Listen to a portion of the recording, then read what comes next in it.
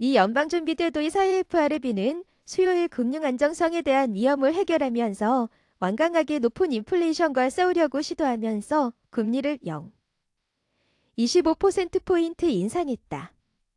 투자자들과 경제학자들은 은행 부문의 붕괴에도 불구하고 0.25% 증가를 널리 예상했다.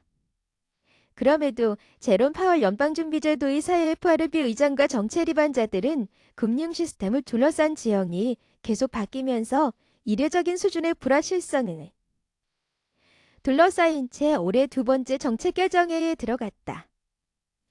인플레이션과 싸우는 중앙은행의 임무는 지난 몇 주 동안 연준이 높은 인플레이션과 빠듯한 노동시장과 함께 잠재적인 금융위기의 균형을 맞추어야 한다는 것을 의미했기 때문에 훨씬 더 어려워졌다.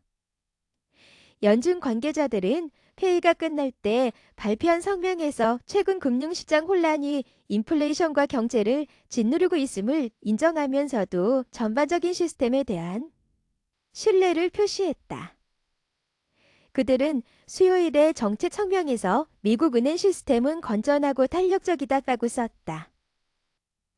최근의 상황은 가계와 기업에 더 엄격한 신용 조건을 초래하고 경제활동, 고용, 인플레이션에 부담을 줄 가능성이 있습니다. 이러한 영향의 정도는 불확실합니다.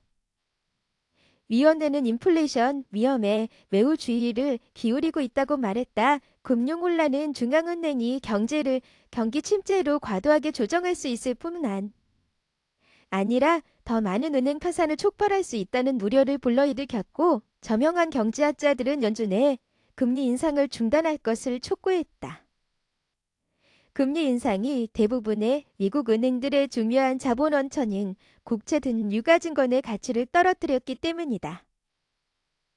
실리콘밸리은행이 상당한 손실을 입고 이 채권들을 신속하게 팔아야 할 때 은행은 유동성 위기에 부딪혀 파산했다.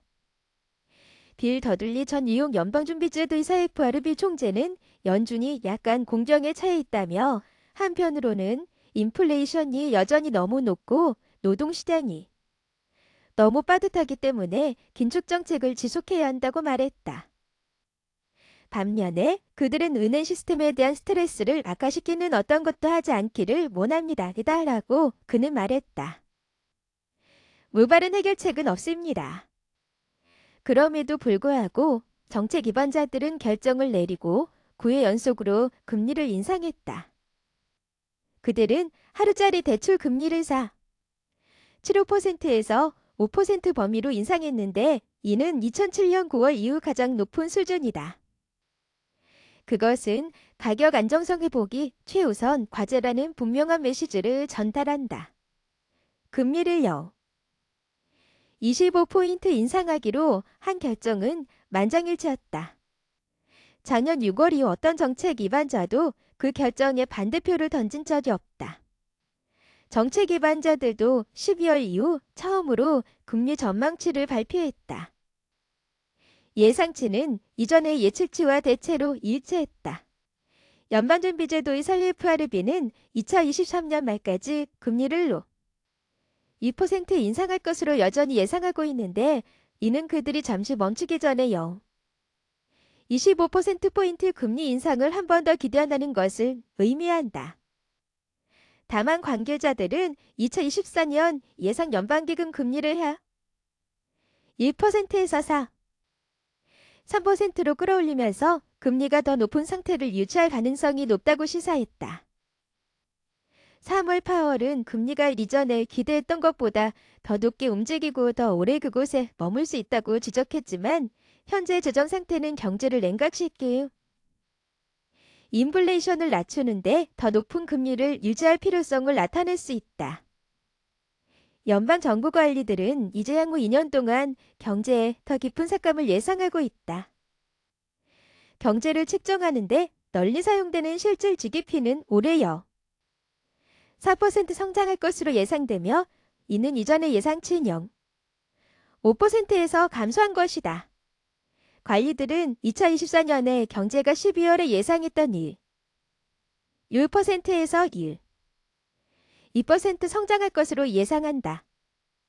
연준 정책 기반자들은 또한 실업률이 12월 예상했던 1%에서 연말까지 5%로 이전에 예상했던 것보다 낮아질 것으로 예측했다.